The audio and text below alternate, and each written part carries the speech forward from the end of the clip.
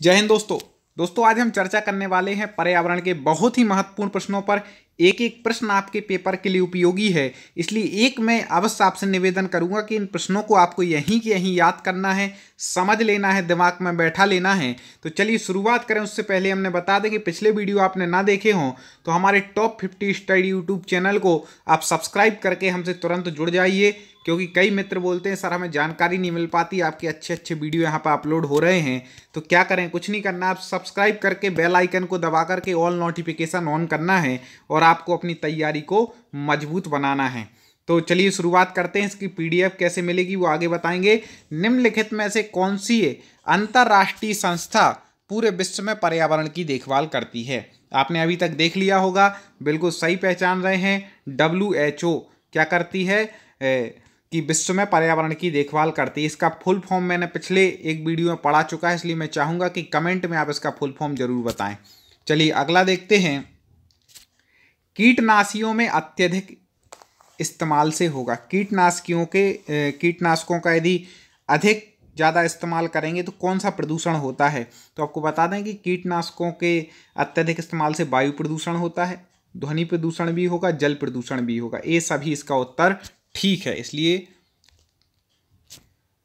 लवण जो जल का अवशोषण करता है कहलाता है। ठीक है, लवण जो जल का अवशोषण करता है उसको क्या कहते हैं? दोस्तों पीडीएफ के लिए आपको हमारे ऐप को डाउनलोड करना है, जिसकी लिंक मैंने डिस्क्रिप्शन में दी है। टॉप 50 स्टडी हमारा ऐप आप डाउनलोड करेंगे, वहाँ पर क्रम से आपको उसके पीडीएफ मिल जाएंगे, वीडियो मिल जाएंगे, फ्री टेस्ट भी वहाँ पर हम आपके जो शिक्षक भर्ती परीक्षा के हैं या आप जो भी एग्जाम दे रहे हैं उसकी हम यहाँ पर क्रम से आपके लिए टेस्ट लेकर के आएंगे। इसलिए आप ऐप को जरूर डाउनलोड कर लेना। वहीं टेलीग्राम चैनल की लिंक है तो उससे भी जुड़ जाना। तो लवण जो जल को अवशोषित करता है वह कहलाता है हाइग्रोस्कोपिक लवण। क्या कहलाता है? हाइग्रोस्कोपिक लवण। आगे बढ़ जाते हैं। पारिस्थितिक तंत्र एवं प्राकृतिक अधिवासों का संरक्षण तथा उनके प्राकृतिक वातावरणों में प्रजातियों के जीवन क्षम जनसंख्या का रखरखाव और प्रतिप्राप्ति के लिए प्रयुक्त है। क्या प्रयुक्त है इनमें से? तो आपको बता दें, कई बार लोग देखते हैं कि इतना बड़ा प्रश्न लिखा है तो आ ही नहीं सकता। नहीं भैया, ऐसे प्रश्न भी आते हैं, ऐसा कोई जरूरी नहीं है कि छोटे छोटे सीधे सीधे आएंगे, ऐसे ही आते हैं आजकल। तो आपको बता दें, उसको कहते हैं स्वस्थनीय संरक्षण। क्या कहते हैं? स्वस्थनीय संरक्षण। आपको कमेंट में उत्तर देते जाना है, मैं ज़्यादा समय नहीं दूंगा। समुद्रीय कच्छपों को जीवाश्म कहा जाता है। समुद्री कच्छपों को क्या कहा जाता है? एक तो यही उत्तर हो गया, जीवंत जीवाश्म, क्योंकि वे 150 मिलियन वर्षों से भी अधिक समय से पृथ्वी पर उपस्थित हैं। भारतीय उपमहाद्वीप के जल भागों में पाए जाने वाले 5 प्रजातियों के समुद्री कच्छप में सबसे अधिक संख्या किसकी है? सबसे ज़्यादा कौन है? भारतीय उपमहाद्वीप में पाए जाने वाले 5 प्रजातियों के जो समुद्री कच्छप में सबसे अधिक संख्या आपको बता दें तो वह है किसकी? ऑलिव रिडले की। किनकी है? ऑलिव रिडले, इनकी सबसे ज़्यादा संख्या है।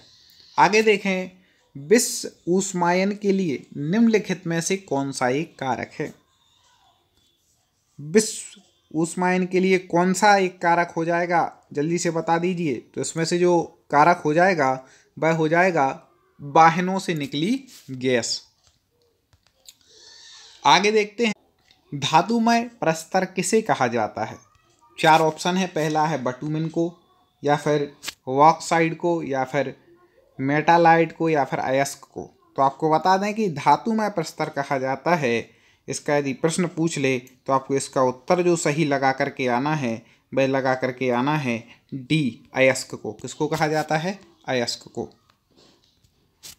पेड़ पौधे प्रदूषण को हटाते हैं क्योंकि वे अवशोषण करते हैं। पेड़ पौधे किसका अवशोषण करते हैं जिससे कि प्रदूषण दूर होता है? तो आपको बता दें कि पेड़ पौधे अवशोषण किसका करते हैं? वह करते हैं कार्बन डाइऑक्साइड का। ठीक है, CO2 का। कार्बन डाइऑक्साइड का क्या करते हैं? अवशोषण करते हैं और प्रदूषण को भी हटाते हैं पेड़। भूकंप मापा जाता है। भूकंप जब आता है तो उसको किस पैमाने से नापते हैं? ये प्रश्न बहुत महत्वपूर्ण है, वेरी वेरी IMP, इसको लगा लेना। वो तुरंत याद कर लेना, क्योंकि पिछले कई पेपरों में रिपीट हुआ है। तो आपको बता दें कि भूकंप जो मापा जाता है वह रिक्टर पैमाने से मापा जाता है। किस पैमाने से? रिक्टर पैमाने से। महासागरों में जल का स्तर वृद्धि का कारण है। ठीक है, महासागरों में जल का स्तर वृद्धि का कारण क्या है? दोस्तों एक और बात आपको बतानी थी कि आप सब्सक्राइब करके तो हमसे जुड़ ही गए होंगे। अब आगे के ऐसे वीडियो आपको क्रम से निरंतर मिलते रहेंगे। उसके साथ साथ इस वीडियो को लाइक शेयर आपको जरूर करना है, जिससे कि और भी मित्र चैनल से जुड़ करके अपनी तैयारी कर सकें। तो इसका जो हो जाएगा, ध्रुवीय प्रदेश में बर्फ का पिघलना। बर्फ पिघल रही है, इसलिए महासागरों में जल का स्तर बढ़ रहा है। वातावरण में अत्यधिक हानिकारक सल्फर मिश्रित गैस है। वातावरण में जो अत्यधिक हानिकारक ऐसी कौन सी सल्फर गैस मिश्रित है, जल्दी से बता दें तो क्या हो जाएगा इसका उत्तर? सबको पता है, कई बार सुना है, SO2। क्या हो जाएगा? SO2। अब इसका फुल फॉर्म आपको कमेंट बॉक्स में लिखना है, नहीं बनेगा तो अगले वीडियो में स्टार्टिंग में ही बता दूंगा। वायु प्रदूषण को कम किया जाता है। किससे किया जाता है वायु प्रदूषण को कम? ऊपर भी आया था। कोई भी अपन को यदि प्रदूषण रोकना है तो सबसे पहले तो व्यक्ति को स्वयं अपने आप में क्या होना पड़ेगा? दृढ़ होना पड़ेगा कि मुझे ऐसा कार्य नहीं करना है जिससे हमारा वातावरण प्रदूषित हो। लेकिन व्यक्ति नहीं रुक रहा है, शहर बढ़ा रहा है, फैक्ट्रियां खोल रहा है, तो वो नहीं मान सकते हैं। लेकिन फिर भी यदि रोका जाना है तो किसके द्वारा रोका जाएगा? वृक्षों के द्वारा रोका जाएगा, याद रखना। तब तो स्वच्छ वायु मिल पाएगी। विश्व पर्यावरण दिवस मनाया जाता है। वेरी वेरी वेरी IMP और वेरी वेरी वेरी इजी। सरल, बहुत सरल है। कमेंट में उत्तर बता देना। मैं इसके बारे में बिल्कुल भी उत्तर नहीं दूंगा, क्योंकि आपको इसका उत्तर नहीं पता, मतलब पर्यावरण पढ़ना अभी आपने जीरो हो पर्यावरण में। ठीक है, आगे बढ़ते हैं। सूर्य की हानिकारक किरणों से पृथ्वी को कौन सा स्तर सुरक्षित रखता है? सूर्य से जो हानिकारक किरणें निकलती हैं, तो कौन सा स्तर है जो उसको बचाता है उन हानिकारक किरणों से? ठीक है ना, तो वह कौन सा हो जाएगा? तो सूर्य से जो हानिकारक किरणें निकलती हैं उससे पृथ्वी को बचाता है, वह है ओजोन मंडल। ओजोन मंडल याद रखना। अगला है, किसी जगह के फ्लोरा तथा फाना सूचित करते हैं। किस बात को सूचित करते हैं? फ्लोरा तथा फाना, जल्दी से बता दीजिए। हाँ, तो वहाँ पर वो करते हैं पेड़ पौधे एवं जंतुओं को। किसको सूचित करते हैं? पेड़ पौधे एवं जंतुओं को सूचित करते हैं। आगे है, पारिस्थितिकी तंत्र का उदाहरण है। Very very IMP। पारिस्थितिकी तंत्र से 2 से 3 प्रश्न बनना है, इसलिए इनको बिल्कुल अच्छे से रट लेना। तो आपको बता देंगे पारिस्थितिकी तंत्र का जो उदाहरण है वह क्या है? तालाब। मैं आपके पर्यावरण के जो जो सिलेबस में पूछे जाते हैं सब्जेक्ट, उनके अनुसार पूरे प्रश्न ला रहा हूँ। हर चीज़ कवर होगी आपकी, निश्चिंत रहना है। आपको डेली 15 मिनट का समय निकालना है और हमें कुछ प्रश्नों पर चर्चा करनी है, और आप ऐसे डेली डेली करते जाएंगे तो पेपर तक आपकी बहुत मजबूत तैयारी हो जाएगी। कौन जीवीय कारक नहीं है? जीवीय कारक कौन सा नहीं है?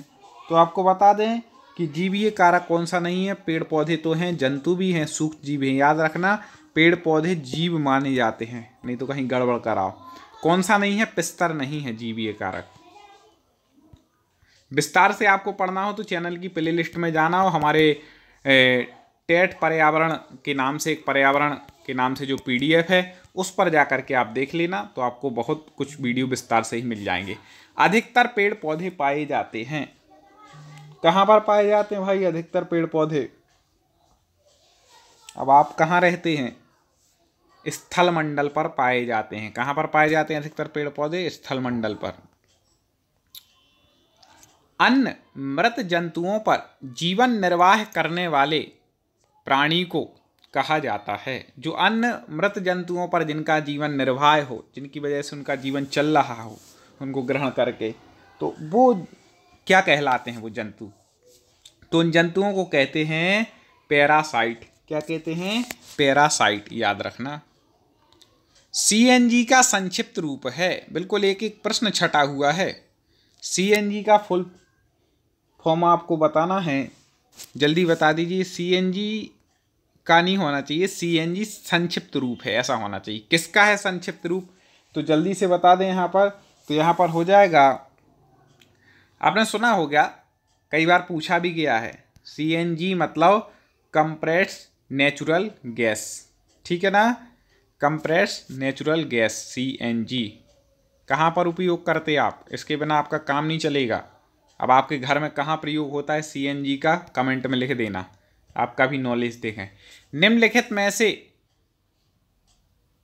विश्व ऊष्मायन का कारण है, ठीक है, विश्व ऊष्मायन का कारण बताना है, कौन सा है, ठीक है ना।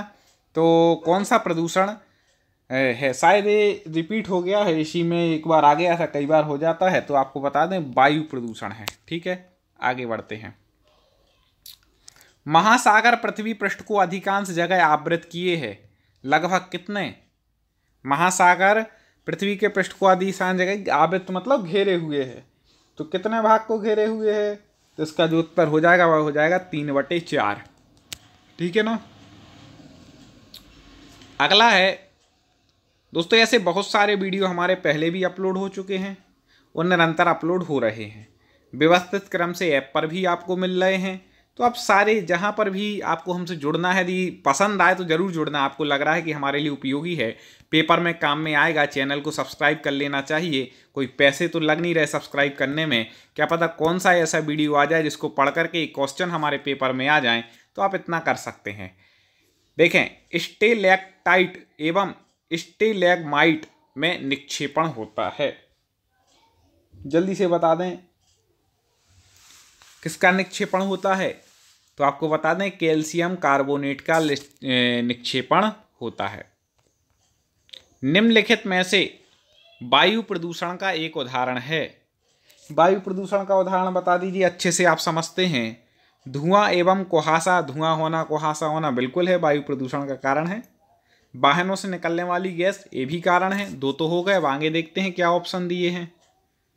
अगला है जलती लकड़ी व चारकोल से निकली गैस, ये भी है।